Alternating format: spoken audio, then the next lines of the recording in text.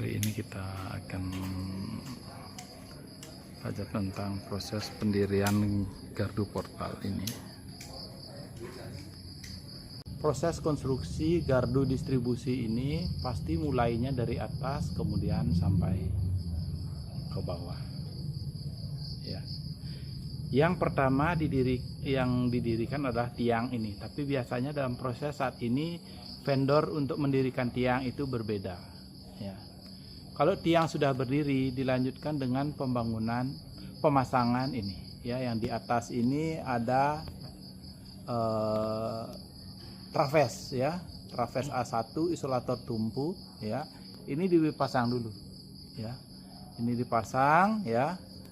Travesnya ini, kemudian isolator tumpunya, kabelnya, kemudian 3 kabel ini diikat dengan tekap isolator, ya.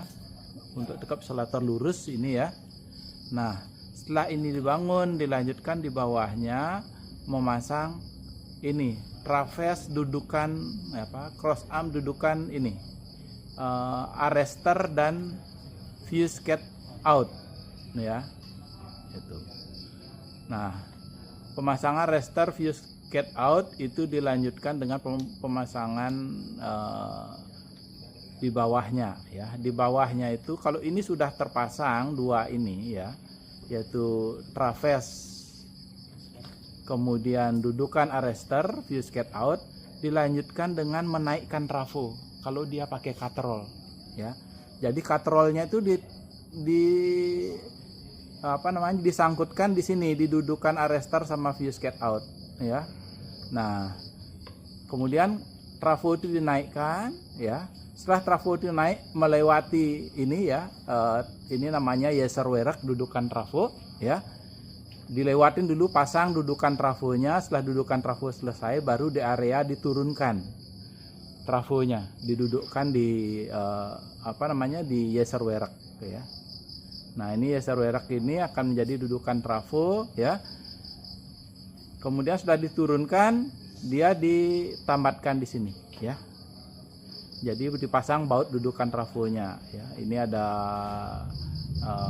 ada UNP-nya, kemudian ada dudukannya, ya. Nah, dari sini, ya, setelah trafo berdiri, dilanjutkan dengan pemasangan ini di bawahnya, ya. Di bawahnya ini ada LV board, ya. Jadi LV board ini dipasang dengan terlebih dahulu memasang dudukannya. Nah, ini dudukan LV board ini di belakangnya, ya. Ada UNP atas bawah, kemudian UNP ini dipegang dulu dengan begel 1/2. Ini namanya begel 1/2, ya. Karena dia hanya satu bagian saja, ya. Nah, setelah LV board ini dipasang, baru dipasang pipa yang naik ini. Pipa yang naik ini adalah untuk pipa jurusan dan pipa untuk penghantar yang turun dari sekunder trafo ke LV board, ya. Nah, itu pipanya ini dipasang, ya, karena ini penting dipasang dulu LV boardnya supaya nanti kita bisa men-setting posisi dari pipa ini, ya. Pipa jurusan dan pipa penghantar utama, ya, dari LV board ini, ya. Nah, ini setelah ini komponen-komponen ini dipasang semua, ya, baru dilanjutkan dengan pemasangan komponen yang lain, mulai dari atas, ya, pemasangan FCO, pemasangan arrestor, ya, itu. Dan proses penjamperan dari ini kan ini modelnya masih konstruksi lama, di mana dari pengambilan ini, ya, dia masuk ke arrestor dulu, ya, baru masuk ke fuse get out. Kelemahan konstruksi lama ini adalah kalau arrestornya rusak, maka penggantian arrestor harus memadamkan jaringan, ya. Konstruksi baru sekarang arrestor itu ditempatkan di sini, ya, ditempatkan di trafo, ya. Sehingga dari pengambilan itu baru masuk langsung ke fuse get out, keluar dari fuse get out masuk ke arrestor, dari arrestor baru ke trafo. Itu penjamparannya. Tetapi untuk penjamparan dari pengambilan di atas itu dari LLC itu, yang itu LLC di dalamnya, di dalam tekap isolator itu ada LLC lifeline konektor, itu biasanya dipasang terakhir, ya, di jamparnya ada terakhir, ya. Jadi yang dijampar yang ini, ya, pemasangan arrestor fuse get out, dari fuse get out ke arrestor yang ada di trafo sini, yang kemudian dilanjutkan ke trafo, ya. Setelah penjamparan itu selesai, dilanjutkan dengan sisi sekunder dari trafo, ya. Dari sekundernya ini, ya, keluaran sekunder trafo masuk ke dalam pipa sini menjadi incoming di sisi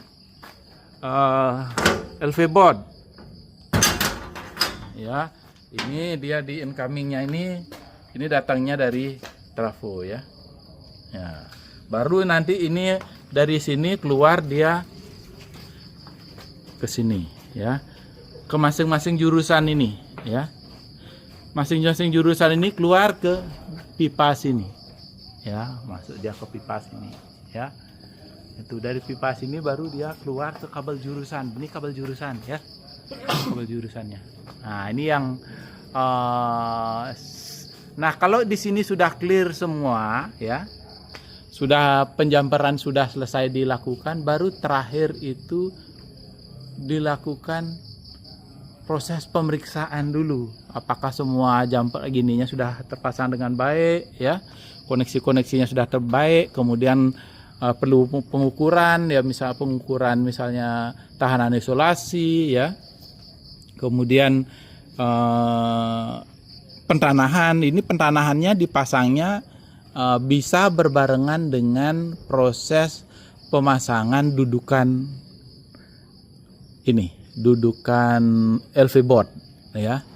Ya, karena di sininya di dalam ground ini dilindungi dengan pipa. Pipa ini ada di dalam ini, ya.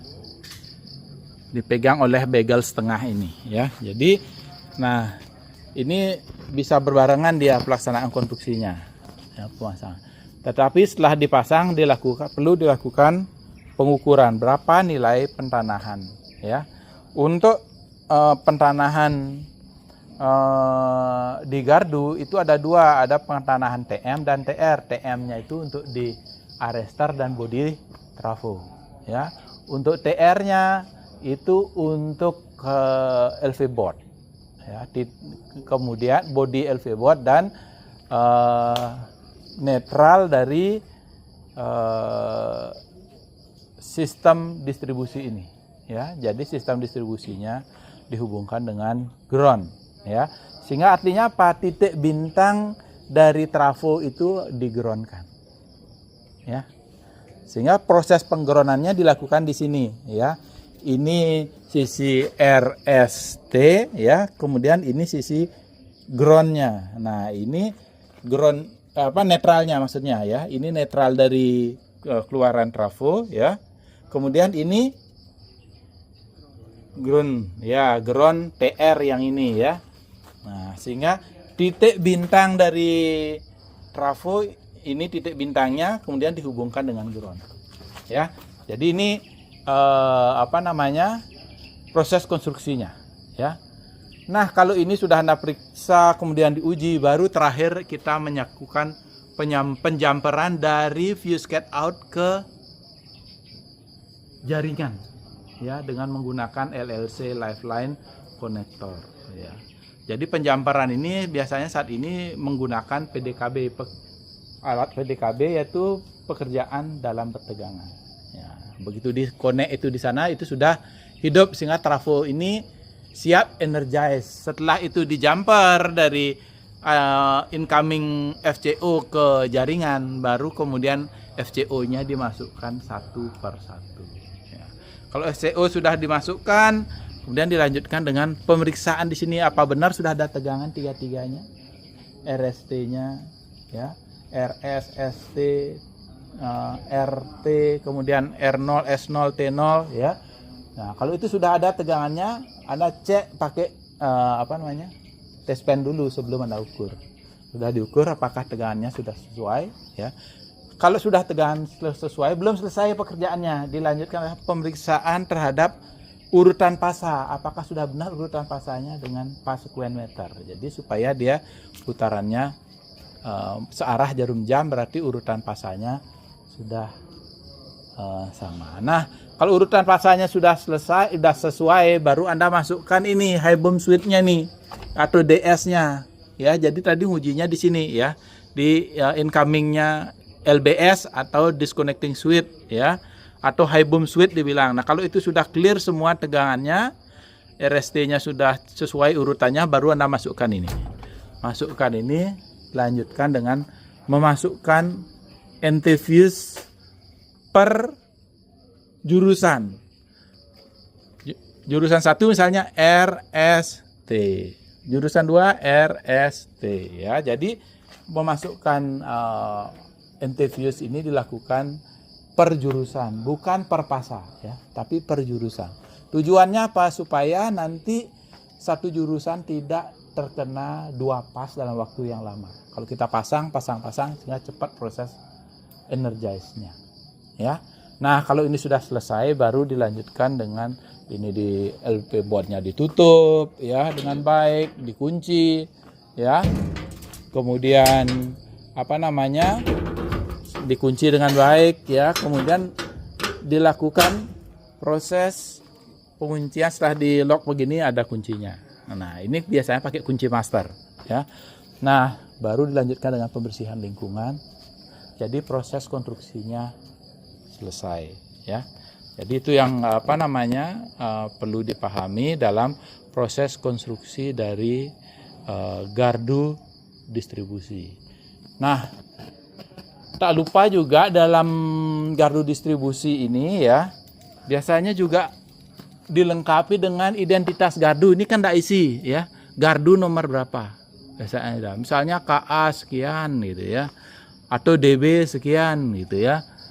Nah, kemudian dilengkapi dengan penghalang panjat. Ini belum ada penghalang panjatnya. Juga dilengkapi dengan tanda bahaya ya, itu. Hati-hati tegangan 20 kV ya, tanda kilatnya ya. Nah, itu jadi inilah proses konstruksinya. Nah, kalau itu sudah berjalan, sudah clear semua, bisa dilanjutkan dengan proses pembetonan. Ya, itu proses pembetonan.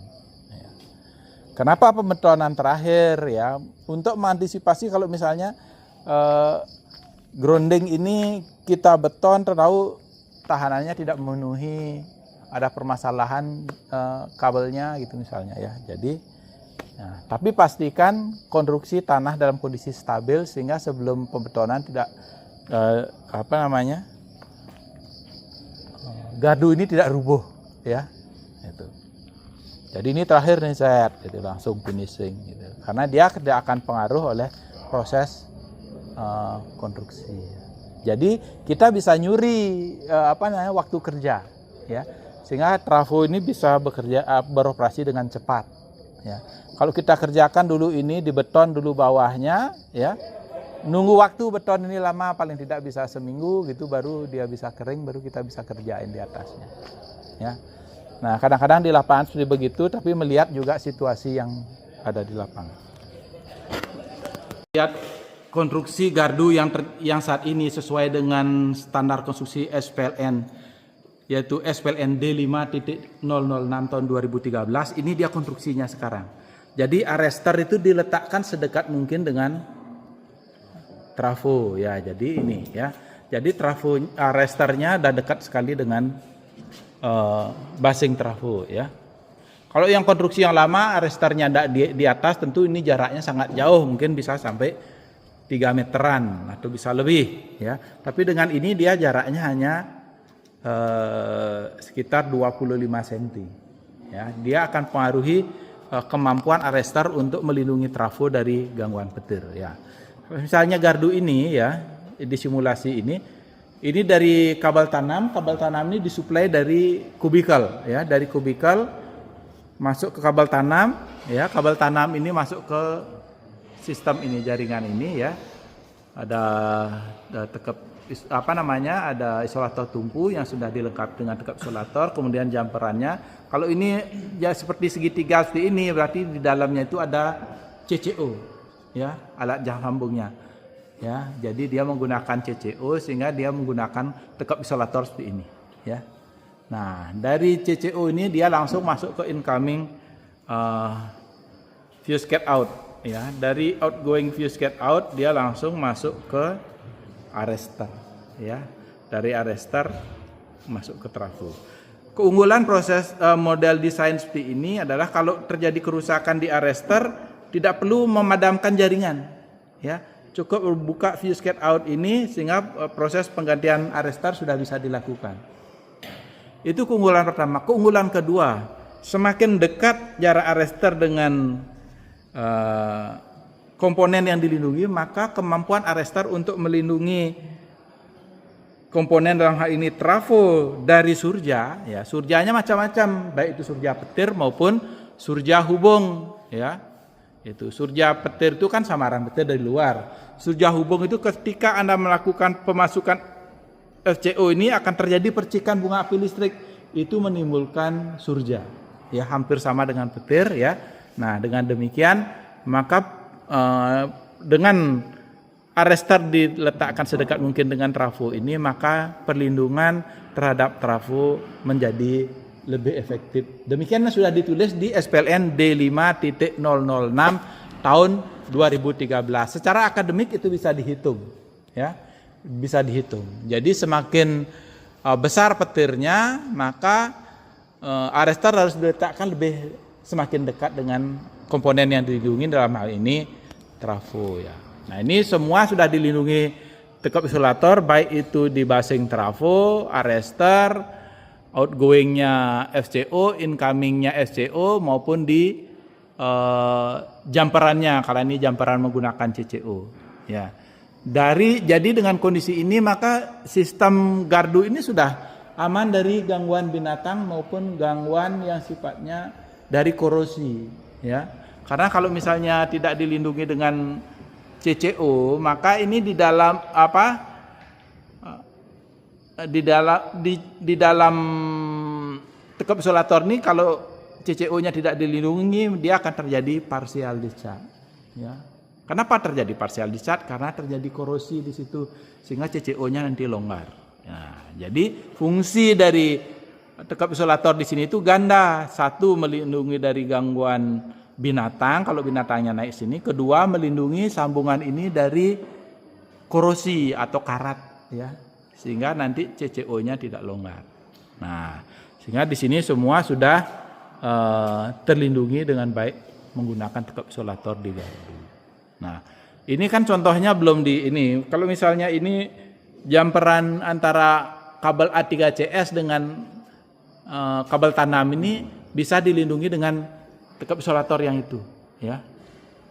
Jadi tekap isolator stand clamp itu bisa dipasang juga di sini, ya. Sehingga semua titik sambung itu aman dari gangguan binatang.